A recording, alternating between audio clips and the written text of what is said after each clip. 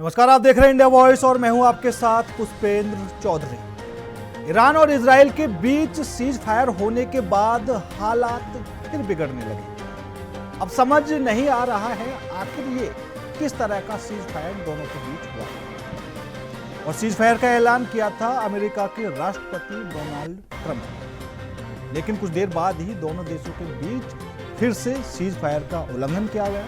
और ट्रंप के ये दावा कुछ ऐसा भी लग रहा है जब ट्रंप ने भारत पाकिस्तान को लेकर भी दावा किया था कि मैंने ही दोनों देशों का सीज फायर कराया, और जो दावा बिल्कुल झूठा था। और अब ट्रंप ने यहां भी वही किया, कहा कि इजराइल और ईरान लगभग एक साथ मेरे पास आए और शांति की गुहार लगाई, जबकि ईरान की तरफ से साफ कर दिया गया है कि हमने किसी तरह की कोई बात नहीं की। आगे उन्होंने कहा कि मुझे पता था कि अब समय आ गया है, दुनिया और पश्चिम एशिया की असली विजेता है। दोनों राष्ट्र अपने भविष्य में जबरदस्त प्रेम और शांति से रहेंगे। सीज फायर के कुछ घंटों बाद हालात फिर बिगड़ गए। इजराइल ने तेहरान के पास ईरानी रडार ठिकानों पर हवाई हमले किए, लेकिन अब इजरायली प्रधानमंत्री नेतन्याहू ने अमेरिका के राष्ट्रपति ट्रंप को साफ कर दिया है कि हमले को टालना संभव नहीं है और ईरान की कार्रवाई के जवाब में कुछ ना कुछ करना जरूरी है। इसे इजराइल की ओर से सीमित जवाबी कार्रवाई बताया जा रहा है। इजराइल का दावा है कि यह हमला ईरान की ओर से संघर्ष विराम तोड़कर 2 बैलिस्टिक मिसाइल दागने के जवाब में किया गया है। इस बीच ईरानी मीडिया मिजाज और सरग ने रिपोर्ट किया है कि उत्तरी ईरान के बाबुलसर शहर पर इजराइल ने हमला किया। वहीं इजरायली आर्मी रेडियो ने भी पुष्टि की है कि तेहरान के पास एक रडार साइट को निशाना बनाया गया और अब ट्रंप ने इजराइल पर नाराजगी भी जताई है। ट्रंप ने इजराइल को चेतावनी दी है कि वह अपने पायलटों को वापस बुलाए, क्योंकि वह इजराइल और ईरान के बीच युद्ध विराम को बनाए रखने की कोशिश कर रहे हैं। तो अब सबसे बड़ा सवाल यही है कि जिस तरीके से अमेरिका ने इजराइल और ईरान के जंग में एंट्री की, साफ तौर पर ट्रंप की तरफ से कहा जा रहा था कि दोनों के बीच जो जंग चल रही है वो रुक जाए। अमेरिका की तरफ से ईरान पर हमले भी किए गए और फिर वाशिंगटन से एक ट्वीट भी किया गया कि अब सभी शांति से रहेंगे, और फिर सीज फायर की बात भी डोनाल्ड ट्रंप ने कही। और ये बात बिल्कुल ऐसी लग रही है जब भारत ने ऑपरेशन सिंदूर करते हुए पाकिस्तान पर कार्रवाई की। तब भी राष्ट्रपति डोनाल्ड ट्रंप ने ट्वीट किया था और कहा था कि मैंने ही दोनों का सीज फायर कराया है। तो जो दावे वो कर रहे थे वो भी झूठे साबित हो गए, और अब यहाँ पर भी जो उन्होंने बात कही है तो ईरान की तरफ से उसे भी साफ तौर पर नकारा जा रहा है।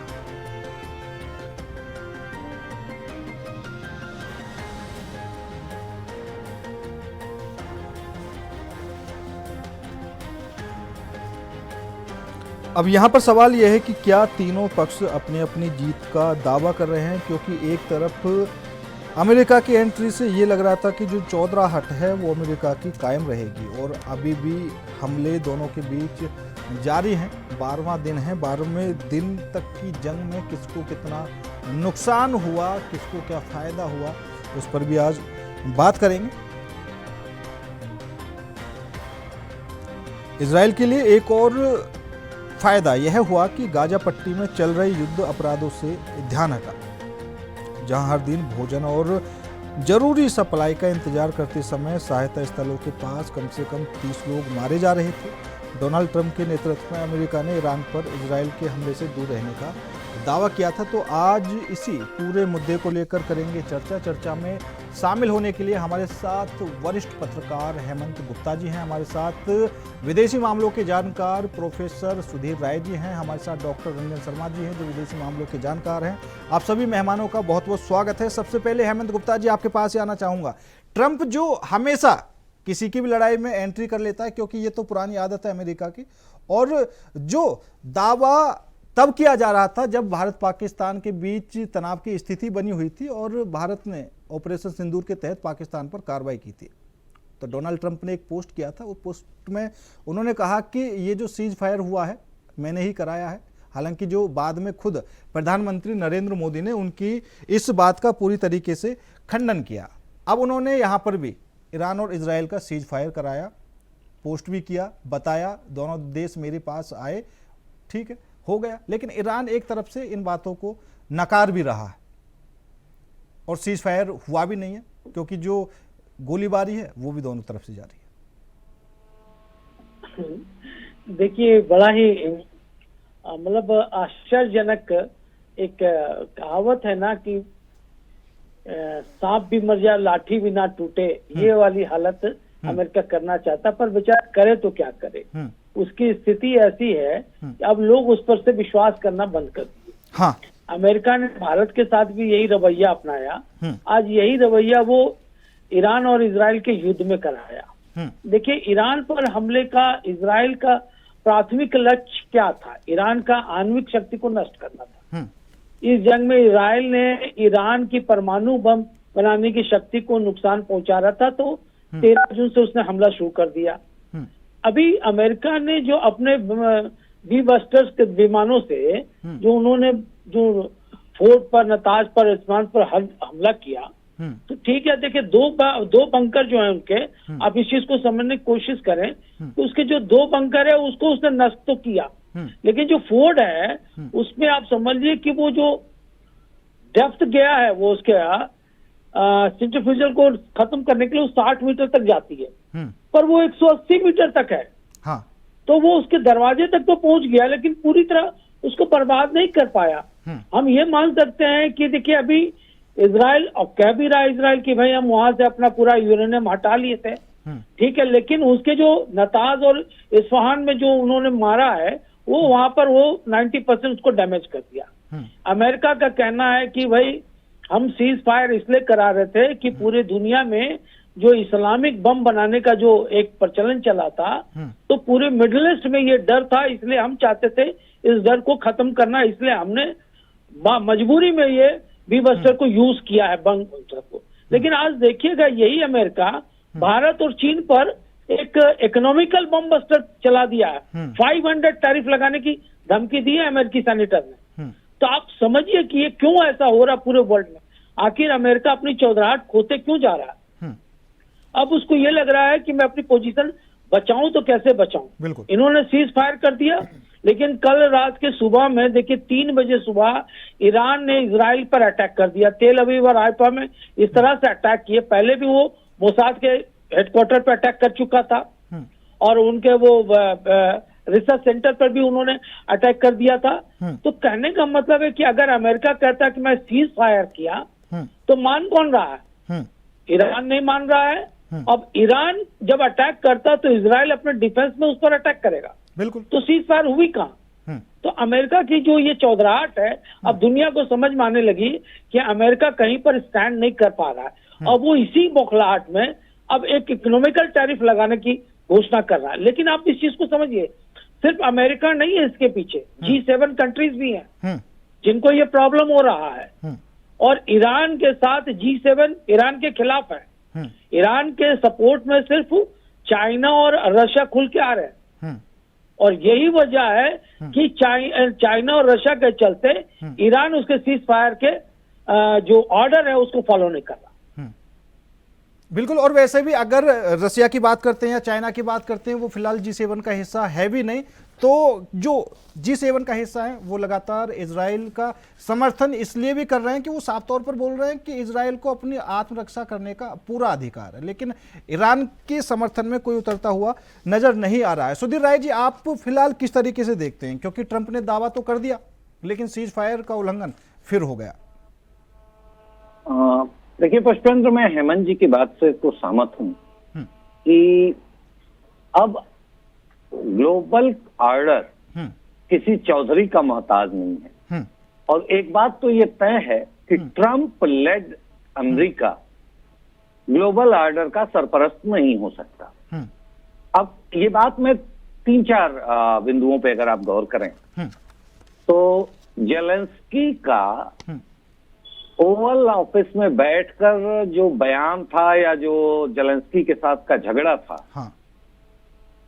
ट्रंप, ये जरूर है कि जेलेंस्की की कूटनीतिक क्षमता में ह्रास का वो मतलब की कमी का वो परिणाम था, लेकिन अमेरिका की कूटनीति के ह्रास का भी परिणाम था। बिल्कुल। किसी भी राष्ट्राध्यक्ष को अगर बुलाया जाता है और अगर पब्लिक गैदरिंग में बैठकर, अगर मीडिया के सामने बैठकर कोई बयान दिए जाते हैं तो अनायास तो नहीं दिए जाते, उसके पहले बहुत सारा होमवर्क हो चुका होता है और बहुत सारी चीजें पहले से तय हो चुकी होती हैं, बस वहां औपचारिक रूप से ऐलान करना बाकी रह जाता है।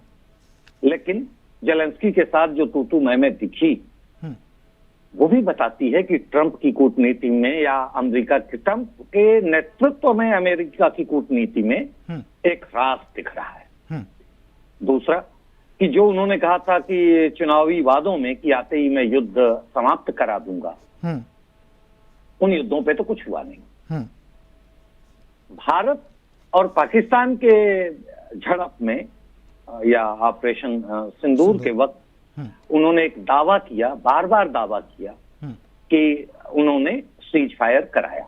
हालांकि ये बात भी सही है कि भारत ने हर बार इस बात का खंडन किया कि ऐसी कोई बात नहीं है, हम द्विपक्षीय मामलों में किसी बारे को नहीं चाहते, और हमारे डीजीएमओ ने उनके डीजीएमओ ने हमारे डीजीएमओ से बात की, यानी डीजीएमओ लेवल की बात से शुरू हुई सीज फायर की कहानी।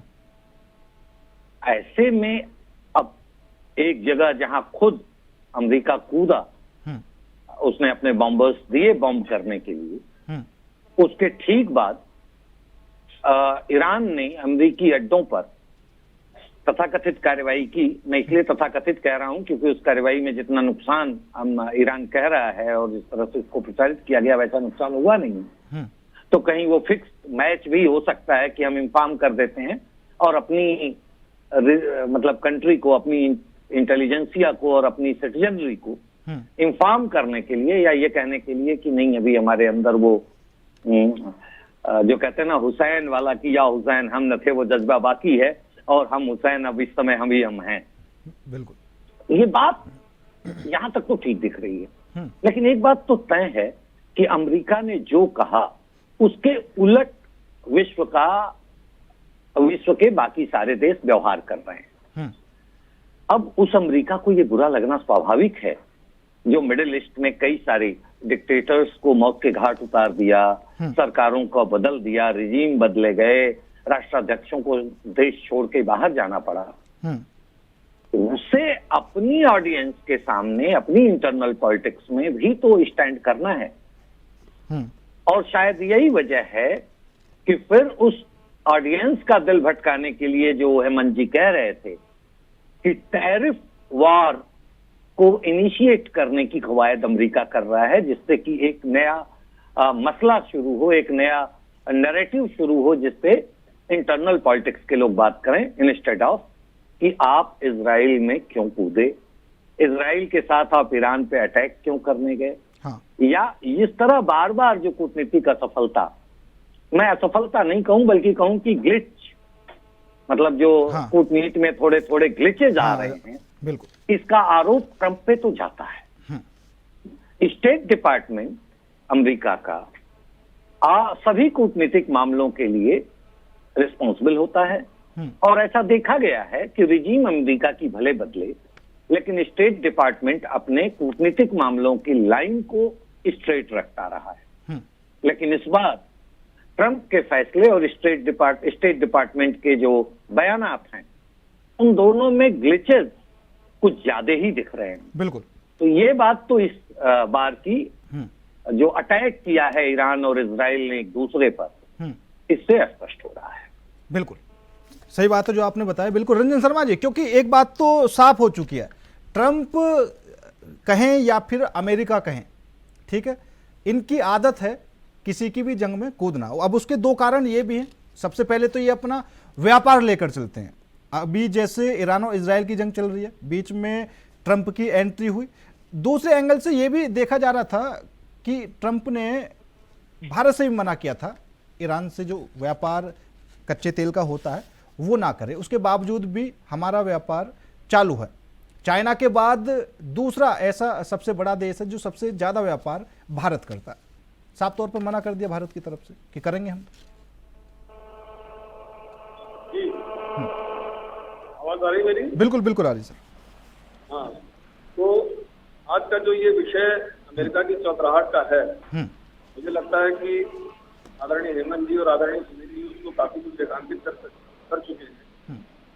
मुझे लगता है कि अगर पिछले वर्षों का हम अध्ययन करें तो इस समय अमेरिका की विदेश नीति अपने सबसे लो लेवल पर मुझे परिलक्षित हो रही है।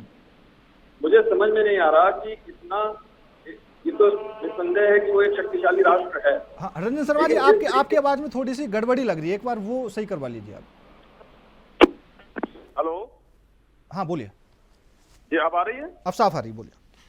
हाँ, तो मैं ये कह रहा हूँ कि इस समय अगर हम उसकी मीमांसा करें उसकी विदेश नीति की, तो मुझे लगता है कि अमेरिका की विदेश नीति वैसे तो हमेशा विवादों के घेरे में रही है, लेकिन इस समय ट्रंप लेड जो यूएस है वो अपनी विदेश नीति इस समय सबसे लो लेवल पर मुझे लग रही है। हाँ। मुझे समझ में नहीं आ रहा, अभी जो आदरणीय सुदीप जी कह रहे थे कि उनका एक प्रॉपर स्टेट डिपार्टमेंट है, वो क्या एनालाइज कर रहे हैं और क्या आउटकम उसका आ रहा है। बिल्कुल पूरे विश्व में एक हास्यास्पद स्थिति में अमेरिका पहुंच गया है। मतलब एक पहले उन्होंने भारत के ऑपरेशन सिंदूर में अपने को हंसी का पात्र बनाया। लगभग ये चीजें सिद्ध हो चुकी हैं कि डीजीएमओ लेवल पर ये भारत के पास संदेश आया था कि हम लोग युद्ध विराम कर लें, क्योंकि भारत का जो ठीक युद्ध विराम के पहले का आक्रमण था वो इतना प्रभावी था कि उससे पाकिस्तान घबरा गया था और उसमें ट्रंप ने एक इमेच्योर स्टेप दिया, ट्वीट कर दिया, सब कर दिया। स्वाभाविक रूप से जब जो चीजें हो रही हैं, मुझे लगता है कि अंतर्राष्ट्रीय स्तर पर कहीं ना कहीं चीजें किसी को पता चल जाती हैं, लेकिन वो किसी के दबाव में हो रही हैं ये इससे सिद्ध नहीं होता। लेकिन ट्रंप ने उसमें एक इमेच्योर स्टेप लिया। अभी जो ईरान इजराइल के वॉर को लेकर के जिस तरीके से उन्होंने सीज फायर का ऐलान किया और जो पिछले 24 घंटे में घटनाक्रम आया है, मुझे लगता है कि एक बौखलाहट का शिकार इस समय अमेरिका हो गया है। बिल्कुल। और शुरू से अगर हम इसकी मीमांसा करें, थोड़ा सा मैं ऐतिहासिक परिप्रेक्ष्य में जाना चाहूंगा कि बार बार जैसे अभी जो मिडिल ईस्ट जिसकी हम बात कर रहे हैं, खाड़ी देशों की, इसमें एक सर्वाधिक अस्थिरता लाने वाला, अगर हमारे विद्वान साथियों को याद होगा जब नजीबुल्लाह गवर्नमेंट हुआ करती थी अफगानिस्तान में और उसमें जिस तरीके से आतंक को प्रश्रय दे करके एक हिकमतयार का ग्रुप हुआ करता था, ऐसे अन्य ग्रुप हुआ करते थे, सबसे पहले अस्थिरता लाने का काम यूएस ने इस क्षेत्र में किया। बिल्कुल। और निश्चित रूप से उसका सिर्फ एक और एक उद्देश्य रहता है, अपने व्यापारिक हित। अब इस समय मुझे लगता है कि सुप्रीमेसी स्वाभाविक रूप से जो अमेरिकन डेमोक्रेटिक सिस्टम है उसमें प्रेसिडेंट की होती है और दुर्भाग्य से उस देश के दुर्भाग्य की मैं बात कर रहा हूँ। हम लोग अपने, अभी मैं भारत के परिप्रेक्ष्य से बात नहीं कर रहा, मैं यूएस की दृष्टि से ये दुर्भाग्य की बात कर रहा हूँ कि ट्रंप जैसे एक अस्थिर चित्त का व्यक्ति इतने शक्तिशाली राष्ट्र को गवर्न कर रहा है और जिस तरीके से वो बार बार स्टेप ले रहे हैं। एक तरफ मैं अभी पिछले बहस जो हम लोगों में चर्चा हुई थी उसका जिक्र करना चाहूंगा। एक तरफ उन्होंने शुरू में अपने को विड्रॉ किया और उसके बाद उन्होंने बॉम्बर्स भेज दिए, उसके बाद उन्होंने सीज फायर करा दिया और चीन और रूस का थोड़ा सा इधर ईरान की तरफ आ जाने से अमेरिका भी एक बौखलाहट का शिकार हो गया है। हाँ। मुझे लगता है कि सिर्फ और सिर्फ उसकी एक प्रिविलेज है कि अपने बॉर्डर एरियाज में उसको समस्याएं नहीं झेलनी पड़ती। एक तरफ जो कनाडा है, एक तरफ मैक्सिको है, इसलिए वो अपनी विदेश नीति के साथ जैसे तैसे अपने आराम से प्ले कर लेता है क्योंकि बॉर्डर नेशंस उसको परेशान नहीं करते और इसलिए वो अंतर्राष्ट्रीय स्तर पर अपनी चौधराहट दिखाने का प्रयास करता है। लेकिन मुझे लगता है कि ठीक ठाक हंसी का पात्र इस समय यूएस है। और जहां तक व्यापारिक हितों की बात है, अभी मैं अगर सही हूं तो आज या कल मैंने कहीं पढ़ा है कि अपने आदरणीय प्रधानमंत्री जी ने इस बात को स्पष्ट कहा है कि हम अपने देश के अनुसार, अपने राष्ट्र के अनुसार, यूएस का जो हमारा ट्रेड से रिलेशन है, हम अपने हितों के अनुसार और अपने राष्ट्र के हितों के अनुसार उसको फाइनल करने वाले हैं। उसमें कहीं कोई, तो अब वो हर तरफ से उसको यूएस को लग रहा है कि न तो वो ट्रेड वॉर में कहीं जीत पा रहा है, न वो यूक्रेन और रूस के प्रकरण में आप देखिए, अब जो अंतर्राष्ट्रीय हमारे संगठन नाटो जैसे हुआ करते थे जिसपे उसका वर्चस्व हुआ करता था, उसका कोई अब सामरिक महत्व बहुत नहीं रह गया। बार बार चीजें बिखर के उसके सामने आ रही हैं। तो वो हर जगह प्रयास तो कर रहा है जाने का, लेकिन कहीं भी सफल नहीं हो रहा है और एक इमेच्योर राष्ट्र के रूप में बिहेव कर रहा है, जो कि अदरवाइज अंतर्राष्ट्रीय घटनाक्रम के लिए बहुत अच्छा नहीं है।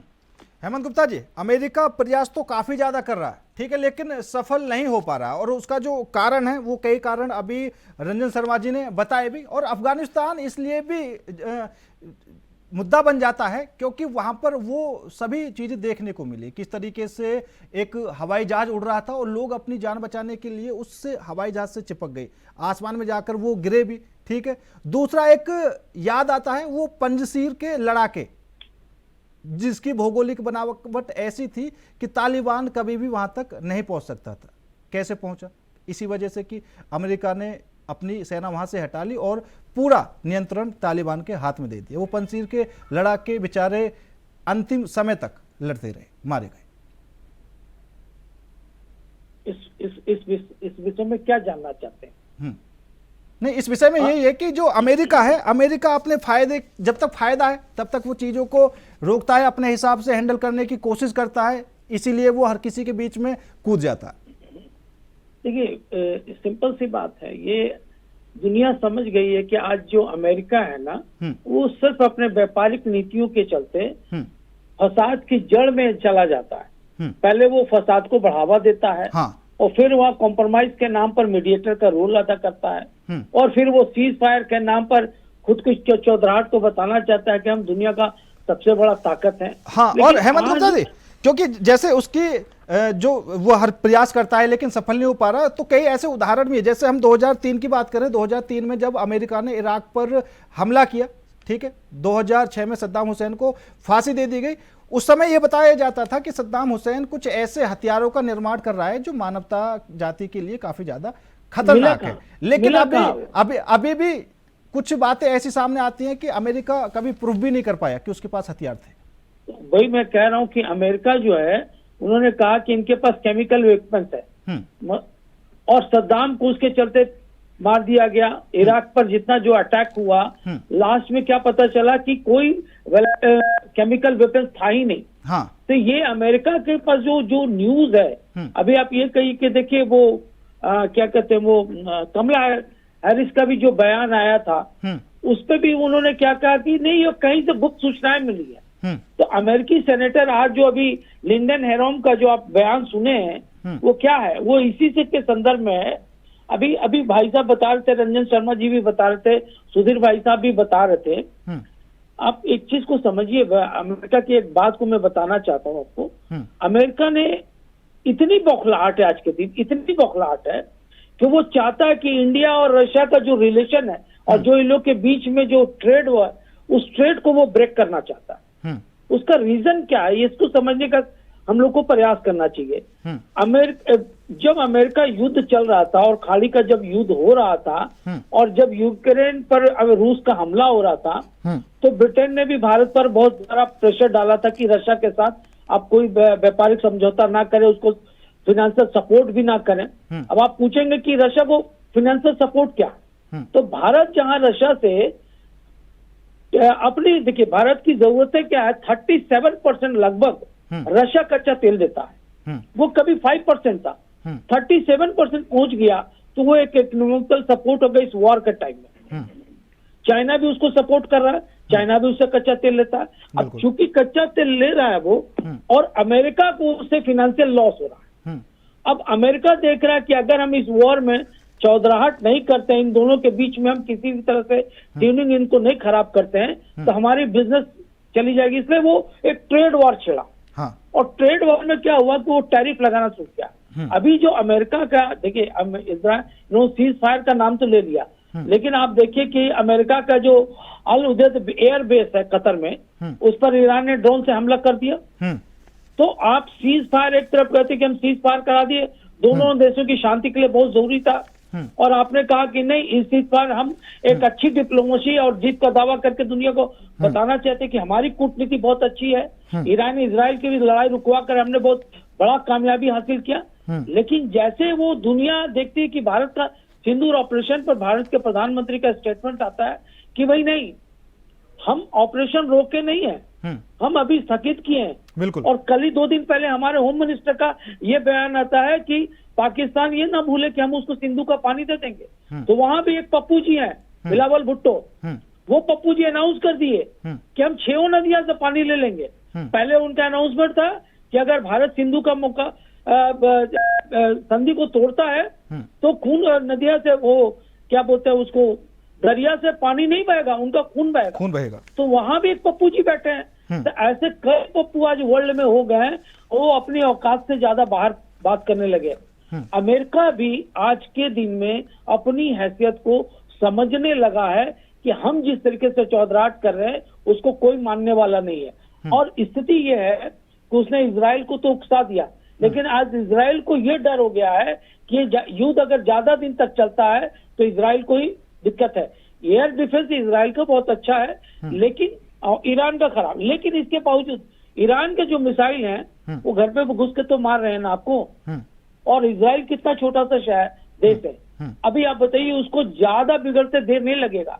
इससे इजराइल को बहुत चिंता हो गई। अब अमेरिका की स्थिति मैंने कहा ना कि सांप छुछुंदर वाली हो गई है। हाँ।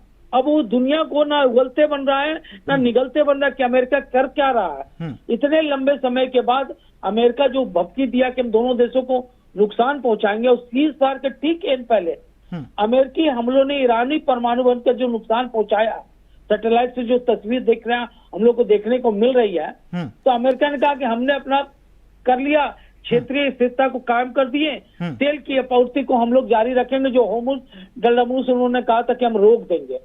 तो ये बहुत सारी बातें हैं जिसको लेकर के ये समझ नहीं आ रहा है कि अमेरिका कर क्या रहा है, और वो अपनी गुडविल को बचाने के लिए आज दुनिया के सामने इस तरह का बयानबाजी दे रहा है। युद्ध के दौरान तेल की कीमत में कितना उछाल आया, बिल्कुल $100 का उछाल आ गया। अमेरिकी अर्थव्यवस्था पर दबाव डाला, स्विच के तुरंत फायर, जो स्थिरता, जो यूएई का जो सहयोग था तेल का उत्पादन, उसको बोला हम बढ़ा देंगे, बढ़ नहीं पाया।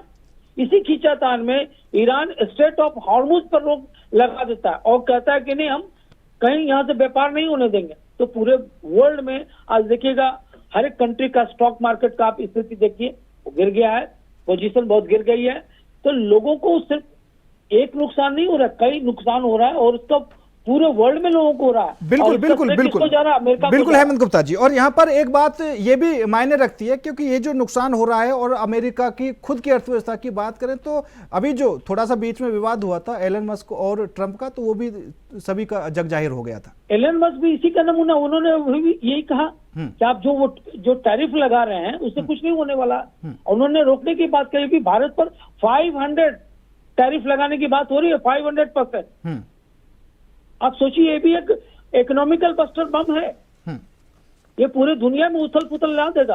और देखिएगा अमेरिका कुछ दिन के बाद अलग थलग पड़ गया, अब अमेरिका की पोजीशन बहुत खराब होने वाली है। ठीक है गुप्ता जी। सुधीर राय जी, आप, क्योंकि अभी समस्या यही है कि किसी देश में कोई हमला कर देता है या दो देशों के बीच जंग जारी है। अगर हम थोड़ा सा उदाहरण भारत पाकिस्तान का ही ले ले तो यूएन में प्रूफ दिए गए सभी कि किसकी तरफ से क्या कुछ गलती थी क्या नहीं थी।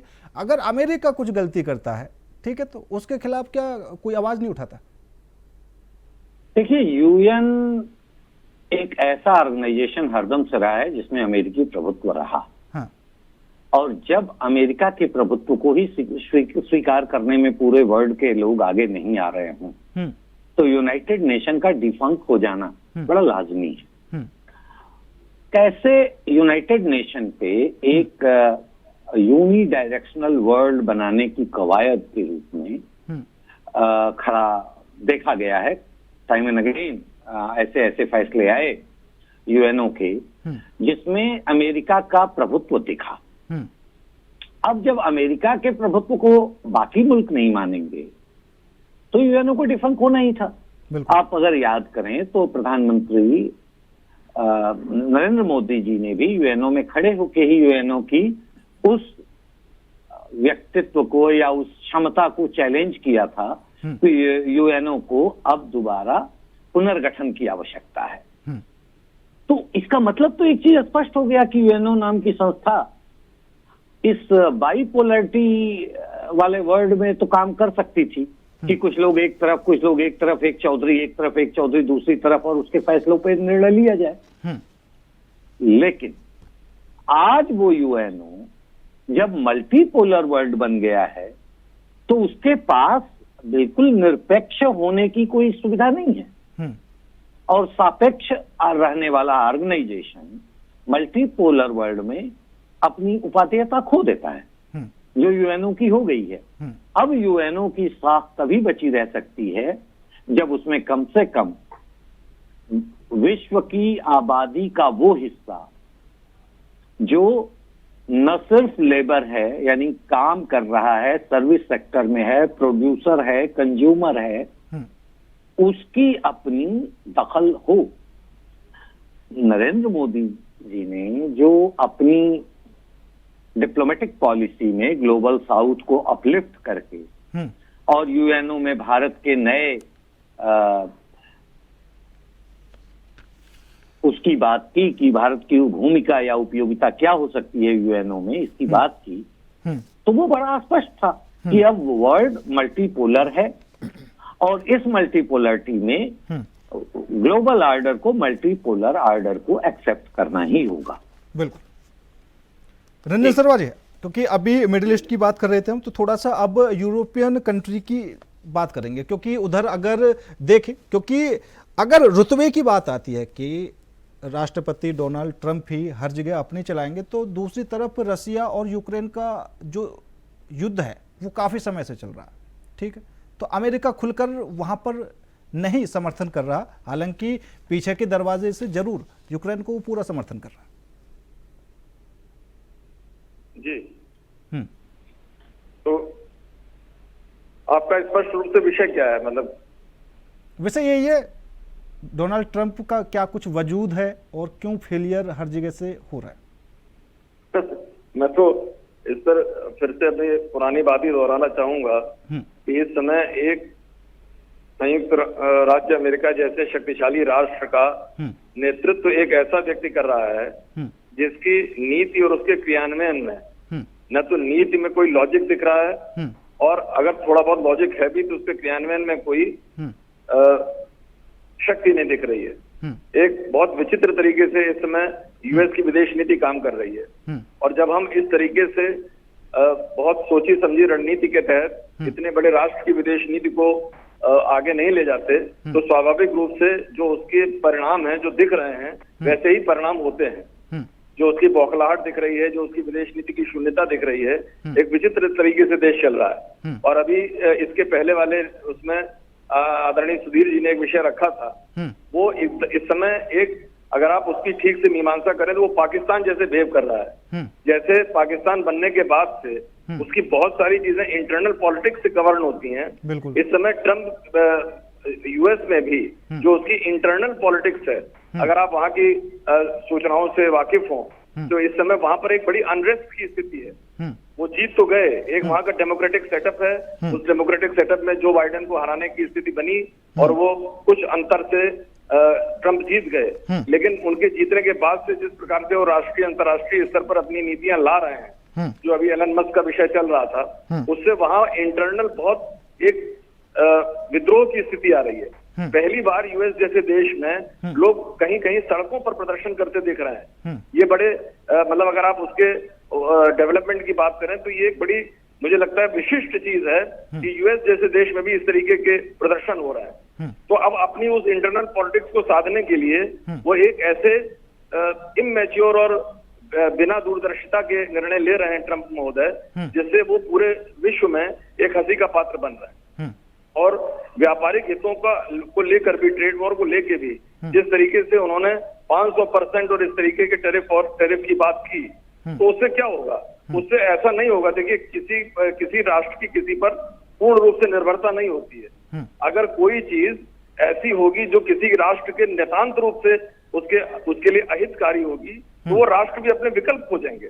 भारत जैसा बड़ा देश जो ट्रेड में एक अच्छा पार्टनर यूएस का रहा है, अगर इस तरीके से दबावपूर्ण तरीके से यूएस अपनी कोई नीति ला देगा, तो अभी जो नेतृत्व है इस देश का, जो आत्मनिर्भर नेतृत्व है, जैसे कि पहले भी चर्चा हुई थी कि जिसकी विदेश नीति से लेकर के आंतरिक नीति महाशक्तियों की छाया से बाहर आने की स्थिति में है, ऐसे में भारत जैसा देश भी अपना निर्णय लेगा, वो किसी पर निर्भर नहीं है। और संपूर्ण विश्व सिर्फ यूएस नहीं है, वो यूएस के अलावा भी बहुत बड़ा विश्व है। बिल्कुल। तो अगर उनके इस इमेच्योर स्टेप से और दूसरे प्रकार के एकत्रीकरण होते हैं या दूसरे प्रकार के ध्रुवीकरण होते हैं, तो ये फाइनली यूएस के हित में भी नहीं है। हम तो अपना रास्ता निकाल ही लेंगे। तो अभी जो यूएस जिस तरीके से बिहेव कर रहा है और अपनी इंटरनल पॉलिटिक्स को साधने के चक्कर में लगातार एक इलॉजिकल निर्णय लेता जा रहा है, ये मुझे नहीं लगता कि ये ना तो यूएस के लिए की भविष्य की दृष्टि से अच्छा है, ना अंतर्राष्ट्रीय घटनाक्रम की दृष्टि से अच्छा है। बिल्कुल। हेमंत गुप्ता जी, क्योंकि अगर हम रूस और यूक्रेन के युद्ध की बात करें, काफी लंबे समय से वो भी चल रही है, और जैसे ही अमेरिका ने ईरान पर हमला किया तो उधर रूस ने भी यूक्रेन पर हमले थोड़े से तेज कर दिए। अब सवाल ये है कि अगर अमेरिका थोड़ा सा पीछे हट जाए, यूक्रेन को पीछे के दरवाजे से समर्थन ना दे या फिर सपोर्ट ना करे, तो क्या ये जो एशिया वाली जो कंट्री हैं एक साथ मिलकर रूस का मुकाबला कर सकती हैं? देखिए, हम लोग अगर इंटरनेशनल टेरिटरीज पे बात कर रहे हैं तो आपको हम लोगों को बहुत कुछ समझना पड़ेगा। आखिर अमेरिका कर क्या रहा है और उसकी स्थिति ऐसी बनती क्यों जा रही है। अभी डॉक्टर रंजन शर्मा जी, सुधीर भाई साहब दोनों एक्सेप्ट करेंगे मेरी बातों को। वो ये है कि देखिए, भारत ने जब ऑपरेशन सिंदूर किया था ना, तो भारत ने एक ऐसे लेजर का निर्माण किया जो उनके बैलिस्टिक और उनके एयर सिस्टम को भी लॉक कर दिया था। और इसको लेकर के अमेरिका बहुत भयभीत था कि भारत ऐसा कैसे कर पाया। तो जो फिजिक्स के छात्र वो समझेंगे कि इसको काली कहते हैं, ये लेजर है जिसको कहते हैं काली, और ये टेक्नोलॉजी रशिया ने भारत को दिया। और रशिया अभी देखिए भारत को स्टील्थ फ्लाइट का टोटल टेक्नोलॉजी ट्रांसफर करने की बात कर रहा है कि आप अमेरिका के F-35 लेने से बजाय मेरे Su-57 लीजिए, तो हम पूरी टेक्नोलॉजी आपको दे देंगे।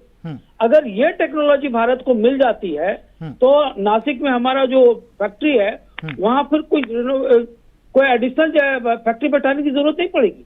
हम वहीं से 5th जनरेशन का फाइट तैयार कर लेंगे। और अमेरिका को ये लग रहा है कि जिस कंडीशन से भारत बाहर निकला है और जो वर्ल्ड इकोनॉमी में जो पोजीशन भारत ने बनाया है, आने वाले दिन में भारत वर्ल्ड का दूसरा या तीसरा स्थान ऐसा ना ले ले तो वो डायरेक्ट हमसे टक्कर ले।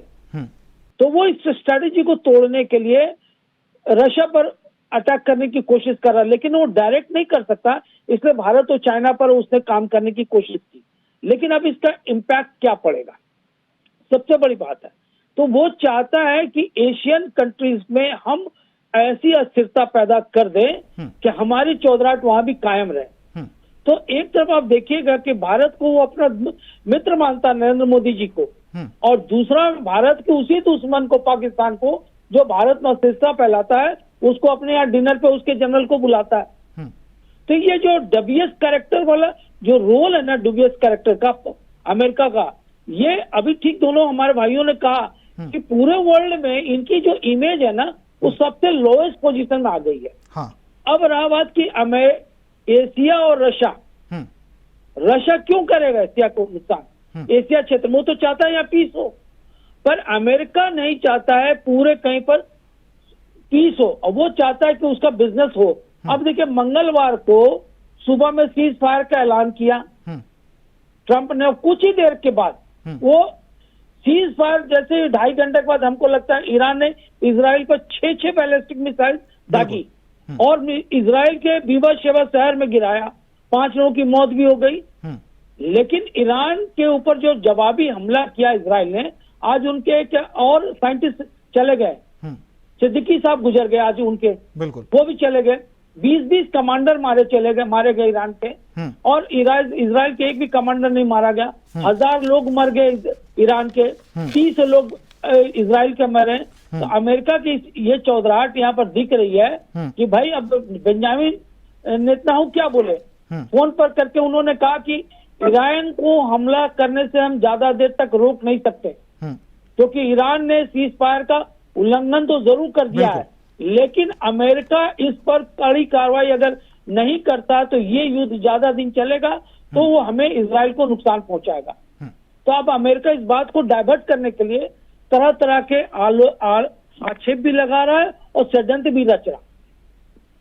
बिल्कुल। और देखने वाली बात यह है कि अभी जब डोनाल्ड ट्रंप ने अपना गुस्सा जाहिर किया दोनों देशों पर, तो उन्होंने एक गाली वाला जो शब्द है उसका भी इस्तेमाल किया। तो यहाँ से पता लग सकता है कि कितनी बौखलाहट ट्रंप के अंदर है और कितने फिलहाल वो बौखलाए हुए हैं। फिलहाल आप सभी मेहमानों का बहुत बहुत धन्यवाद मेरे साथ इस खास चर्चा में जुड़ने के लिए, और जिस तरीके से अपना वजूद गवाता जा रहा है ये भी कह सकते हैं, या फिर जिस तरीके से झूठे दावे अमेरिका की तरफ से किए जाते हैं और लास्ट में आकर पता चलता है कि ये वादे सभी झूठे हैं, क्योंकि ईरान की तरफ से भी कहा जा रहा है कि हमारी सीज फायर को लेकर किसी तरह की कोई बात नहीं हुई। अब क्या कुछ आगे की स्थिति रहेगी वो भी देखने वाली बात होगी। फिलहाल मेरे साथ इस खास पेशकश में इतना ही। नमस्कार।